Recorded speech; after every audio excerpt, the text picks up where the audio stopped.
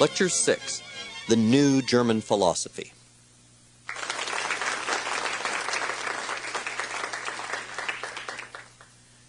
Up to this point in our course, we've been discussing the development of modern European intellectual history without referring to German writers.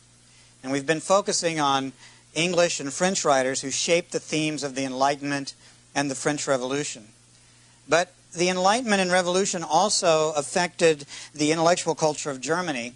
And in fact, German theoretical critiques of 18th century French thought would soon have a very wide influence in other European countries. And so in this lecture, we're going to turn our attention away from France and England and look at some of the German philosophical writers who responded to both the Enlightenment and the French Revolution and began to develop a set of ideas that would have an enormous influence in other parts of Europe over the course of the 19th century. Now, the spread of the Revolution and France's expansionary policies during the era of the Napoleonic Wars contributed to a whole series of new intellectual trends in the early 19th century. First of all, as we've already seen, the Revolution contributed to the rise of conservatism.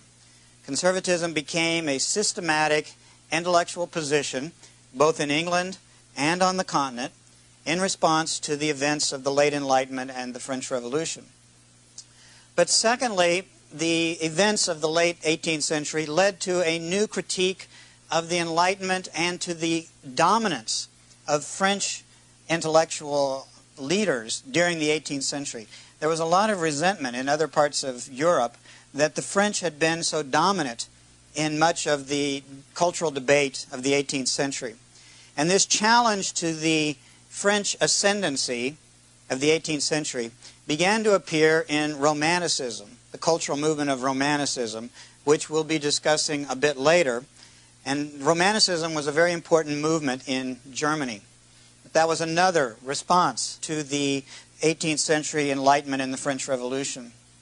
And third, the response to the French Revolution contributed to the philosophical development of nationalism, especially in Germany, but also in many other places.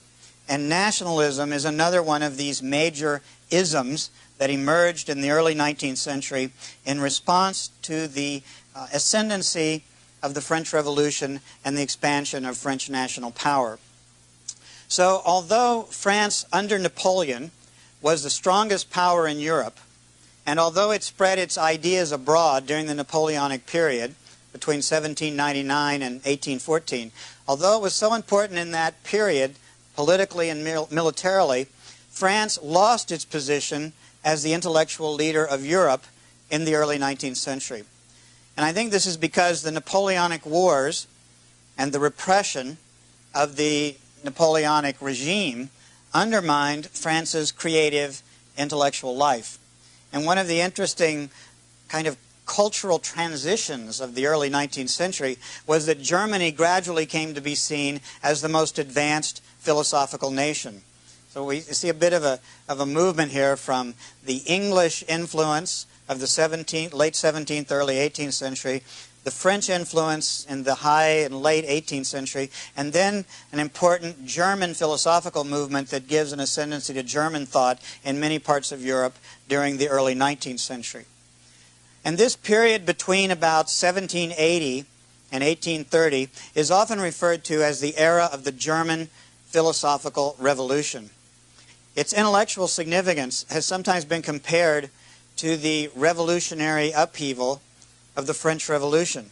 That is, it altered the way many people thought about the world, much as the French Revolution had altered the way people understood the world in the earlier period of the period of the 1790s. Now, I want to summarize some of the early themes of this German philosophical revolution, which, interestingly enough, more or less coincides with the French Revolution and the Napoleonic Wars.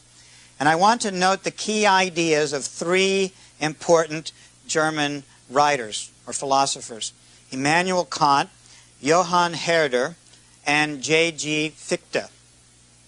And each of these writers developed a critique of certain aspects of the Enlightenment tradition.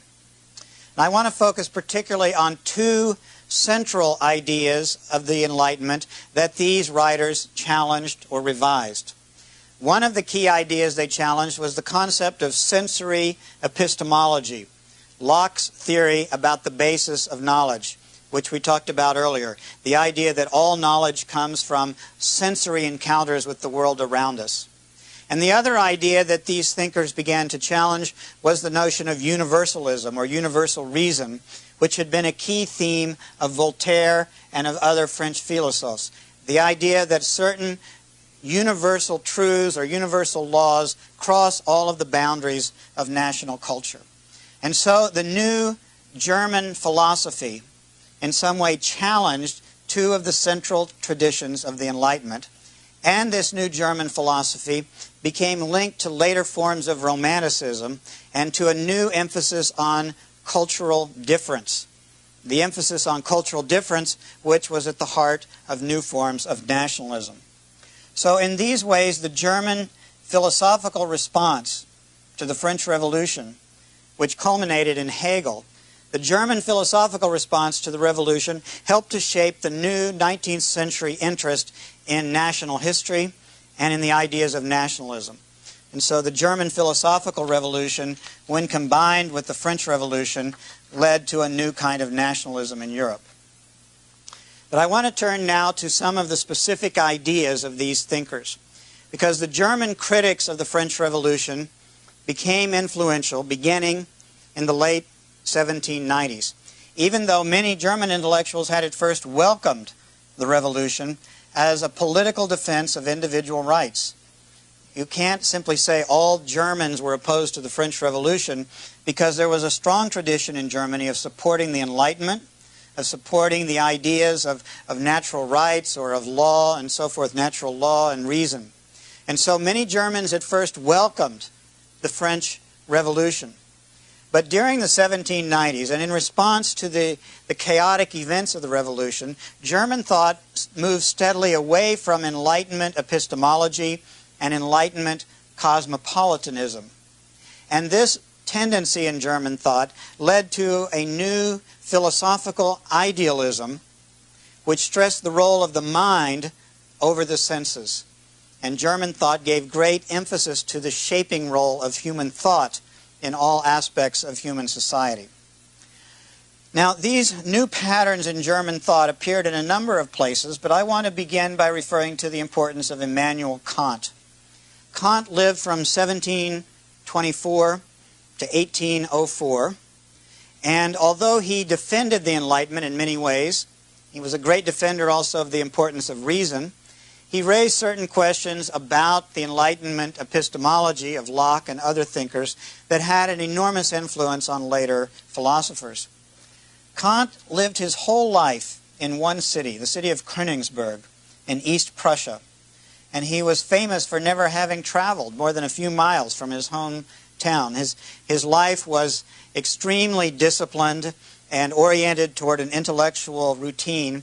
Apparently he only went out at certain times of the day, and he got in the habit of taking a walk every day in mid-afternoon around 3 o'clock. And it was said that the people who lived on his street got in the habit of actually setting their clocks to say, oh, there goes Mr. Kant, it must be 3 o'clock. He was that disciplined in his daily life. But he also liked to read about ideas from other parts of Europe, and he was very interested in the Enlightenment and in French writers. He read Rousseau. In fact, the only picture of a philosopher he had in his room, apparently, was a picture of Rousseau. And the story came down that one of the only days he ever missed his mid-afternoon walk was one day when he was reading one of Rousseau's novels, and he was so engrossed in the novel he couldn't put it down, and he missed his walk. And I assume all of the people in the neighborhood were late getting to dinner that night. I don't know what happened. But that's the kind of intellectual discipline that Kant brought to his work. And he was interested in a whole set of questions having to do with the Enlightenment, and especially with that epistemological question, how do we know things about the world? And Kant was bothered by the consequences of radical empiricism. The empirical argument that we learn, all of our knowledge comes from our empirical encounter with the material world, and our sensory encounter with that world. And he disliked that theory, the theory that Locke had developed, the sensory foundation of knowledge. He was particularly troubled by this theory because at some point in the 18th century, around the mid-18th century, another philosopher, David Hume, a Scottish philosopher, had shown the weakness of Locke's theory in a couple of important books. One book called The Treatise of Human Nature, which appeared in 1739, and another book called The Inquiry Concerning the Human Understanding, which appeared in 1748. And Hume said in these books, which were quite complicated, Hume said that we can't really know if something is true by observation, because causality can't ultimately be proved in a reliable way by what we see. He had a famous story about billiard balls colliding on a billiard table, and he said, how can we ultimately know that the movement of billiard ball B was caused by the encounter with billiard ball A? And he had a whole discussion about these kinds of problems. But the point was, he said, in the end, the sensory base of knowledge is inadequate. And this assumption led to skepticism, because if you assume all knowledge comes from senses, and then you assume that sensory knowledge is inadequate, then you get stuck in the belief that maybe we can't have reliable knowledge. Now, Hume was quite discouraged because almost nobody ever read his book, and the 2 or 3 people who did read it seemed to have criticized it. But there was one reader out there in Königsberg. He had time on his hands. He took up Hume's book. He saw that this was a major challenge to the stability of knowledge. He saw it as a danger of skepticism. And he argued in a book called The Critique of Pure Reason, which appeared in 1781, that there was a way to find a stable and secure basis for knowledge.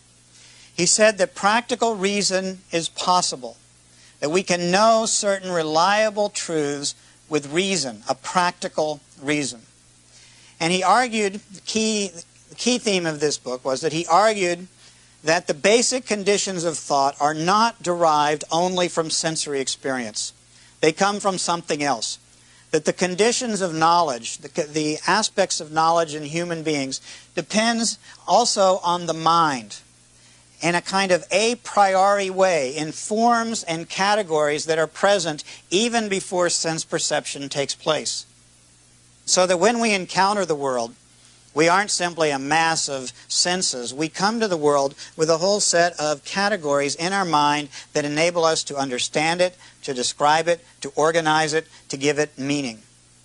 And these sensory, or these pre-sensory categories, these a priori categories, are concepts like time or space, which give us mechanisms for understanding the world we encounter. This is a complex argument, but the key point is that the mind is an active shaping agent. It's not simply the passive recipient of sensory input. The mind is shaping the world all of the time. And in this way, Kant challenged both Locke and Hume by putting great emphasis on the ways in which the mind shapes the meaning of the world. And he also assumed that because the mind has such an important role, we can make reasonable judgments about the world, that we can use our reason to make judgments, to come to decisions about what is going on in the world. This is Kant's link to the Enlightenment. He was a great believer in reason, and he wanted to rescue reason from what he saw as Hume's skepticism. And Kant assumed that reasonable people could reach similar judgment about enlightened actions or ethical decisions by using their reason, by drawing on a priori categories of thought. But his emphasis in this way led to an attention to the shaping role of the mind in all of human experience.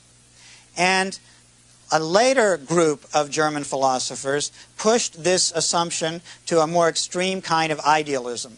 Kant himself did not push the idealist implications of this as far as later philosophers. But another group of philosophers following on Kant began to argue, well, if the mind creates time and space, why not reality itself? Or what about the unique traits of each culture? These must be produced by the mind. They don't exist simply in nature. They are produced by an intellectual process. And these were the kinds of themes that gradually shaped the German idealist challenge to the Enlightenment emphasis on empiricism and on universalisms. Because the emphasis on the shaping role of the mind came to view, gave nature a different role. Nature was something that we can construct with our mind, not simply describe in a transparent way. Well, the philosophical challenge to the philosophic conception of universalism emerged in the work of Johann Herder, who lived from 1744 to 1803. And Herder was one of Kant's former students. He was a friend of Kant. He admired Kant. But he began to believe that Kant's theory was in some sense inadequate because it put so much emphasis on the universal possibility of all people in different cultures having the same conclusions, using their reason to reach the same values or the same ideas. And so Herder began to develop his ideas in an influential book called The Ideas on the Philosophy of the History of Mankind, which appeared in 1784, and which argued that each nation has its own distinctive spirit or Volksgeist that is expressed in the common people. The spirit of the people is the Volksgeist, which is different in each nation. And according to Herder, it was wrong for any nation to take its institutions or ideas from another nation. For example, it was wrong for the people of Germany to take their ideas about the political world or the social world from France. He didn't say that Germany was better than France, as some nationalists would say later. He didn't say that Germany was better than France, but he argued that it was different. And it was this difference that had to be recognized, because the difference was both valid and important. And Herder's ideas on national difference became increasingly popular in Germany around the beginning of the 19th century, in the aftermath of the French Revolution. And Herder's ideas challenged the universalism of Kant, but they also challenged the universalizing claims of the French Revolution and of Napoleon, because Napoleon claimed that he represented the universal truths and laws of his time. Now, at first, Herder, like many of the other German intellectuals, supported the French Revolution. But he became a critic of the revolution after the terror, after the violence of the mid-1790s, and he especially became a critic of France after the French revolutionaries began to expand France's power across Europe. And then Herder saw the French expansion as a threat to the German cultural life. Herder always preferred to see institutions developing out of distinctive national traits and national traditions. And in this respect, we could compare Herder to Burke, because like Burke, Herder argued that each nation had a tradition that had to be honored. Now, this trend in German thought, as represented by Herder, led to a gradual rejection of the earlier themes of French thought, especially this concept of universal rights or universal laws. And this became very important in the emergence of 19th century nationalism. And Herder and many others of his generation wanted to challenge the French ascendancy and to defend a distinctive German culture. Now, these ideas were picked up in a somewhat different way by the third philosopher that I want to talk about, which is Johann Fichte. Fichte is of a somewhat later generation. He lived from 1762 to 1814. And after Kant had challenged Locke's epistemology, and Herder had challenged Voltaire's universalism, Fichte brought together these themes in a new kind of national philosophy. Because what Fichte was most concerned with was a way to challenge the Enlightenment conception of nature as something that is simply out there for analysis. He was a radical idealist, and he went beyond Kant in stressing the shaping role of the mind in all of human experience, and even in the human encounter with nature. Now, Fichte said that the mind creates all knowledge of the world. And so the mind is essentially responsible for reality itself. This would be sort of the antithesis of of the radical empiricist position, which sees the human simply responding with senses to the world that's out there. Here, Fichte has pushed it all the way to the other side and said the mind is always shaping what we take to be some kind of reality out there. In fact, what we take to be the natural world out there is really part of our consciousness. It's our consciousness projected onto the world, and our egos create reality. We have an enormous creative capacity in the mind. And this was Fichte's argument that he developed in a series of philosophical writings at the very end of the 18th century and at the beginning of the 19th century. Now, Fichte argued that each individual has a very important creative ego. But the individual mind, or ego, is part of a universal spirit. And we participate in this spirit through our minds. We understand the world through an extension of our ideas to the external world. This is why it's a kind of radical idealism, because the ideas shape the world. So in Fichte's view, the world is no longer simply a mechanism whose laws are understood through Newtonian science, for example. Instead, for Fichte, the world is a changing, evolving creation of many minds or egos that glimpse some part of a supreme spirit in their own way and then project onto the world their own intellectual conception of reality. So this is an idealism that places the mind rather than nature at the center of reality.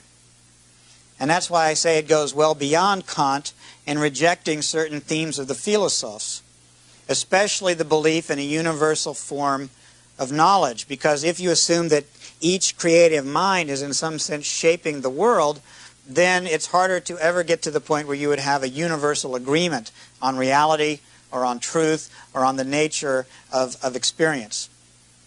Now, Fichte, at first in his work, was extremely interested in the epistemological questions of abstract philosophy. But over the course of the 1790s and in the beginning of the 1800s, Fichte became increasingly interested in the political problem of German and French relations.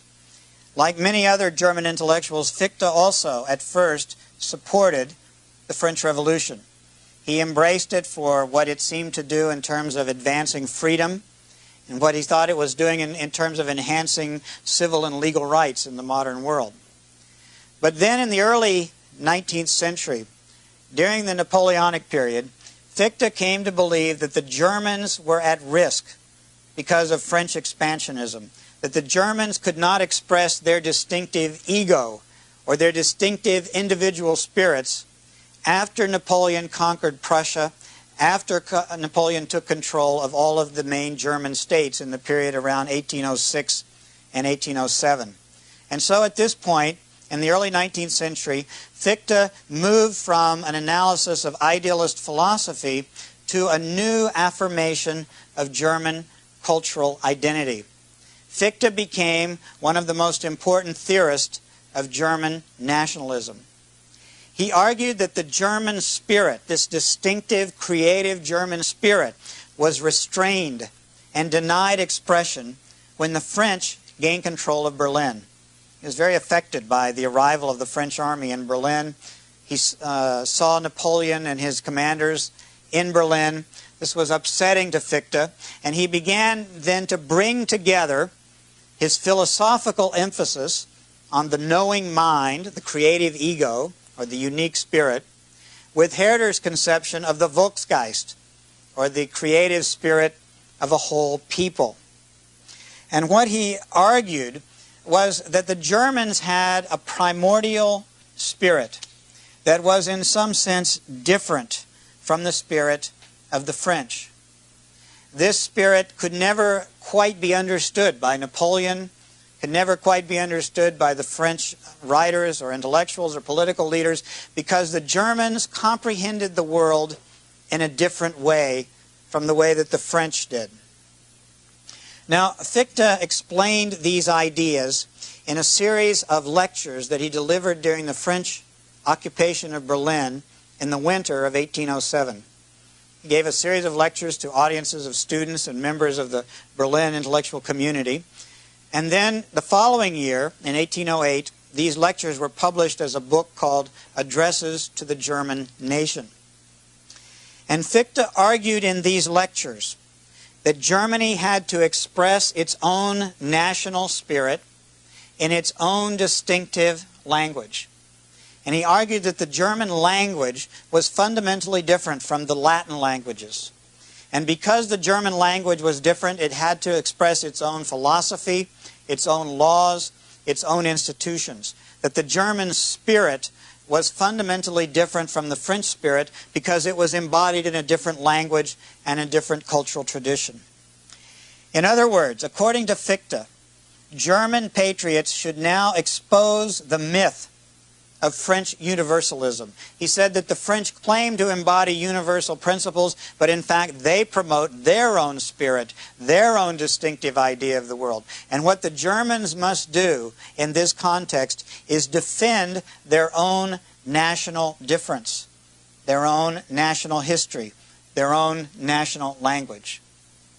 And in making these claims for the German nation, Fichte developed the idea of national exceptionalism, one of the most influential ideas in the modern world. This is the idea that one's own nation is the best, or sometimes the only, expression of the highest ideals of humanity. That one's own nation is exceptional among all other nations, that no other nation comes up to the level of your own nation in embodying the highest human truths. And you have in your own nation a distinctive way of expressing those truths. So Fichte's important book, The Addresses to the German Nation, turned Germany's defeat in the Napoleonic Wars into a series of arguments for national uniqueness. A series of arguments that would reappear in later nationalisms of 19th century Europe. In fact, we could say virtually all later nationalisms made similar claims about the distinctiveness or the exceptionalism of their own society. So the French expansion into Germany during the Napoleonic era shaped the emergence of a new philosophical nationalism. And very much connected to this philosophical nationalism was a new kind of historical consciousness, because it was history that could be seen as the embodiment of the spirit of the unique nation. Most of the new German theories in the early 19th century therefore stressed the distinctiveness of German culture. But they also emphasized a culturally specific idealism rather than the empiricism or the universalism of the earlier Enlightenment. They made the explicit claim that universalism was a mask for promoting French imperialism, that the French were using a set of ideas to justify their control of Germany and other countries. And so it was the search for alternatives to the French tradition that led thinkers such as Fichte or Herder to criticize the philosophes, and especially to criticize the concept of universal ideas. And in this respect, German idealist philosophers differed somewhat from English conservatism. They put a different emphasis on the importance of Germany, of course, rather than on the importance of England. They differed from Burke in their specific political responses to the legacy of the French Revolution. But like Burke, they shared a new interest in history, because post-revolutionary thinkers throughout early 19th century Europe began to see history as the way to reveal a nation's distinctive spirit or cultural identity. And among the Germans, this new philosophical confidence in the meaning of history would culminate in the influential theories of Georg Hegel. And it was Hegel who carried the philosophy of history to its highest level, and it's to the ideas of Hegel that we must now turn.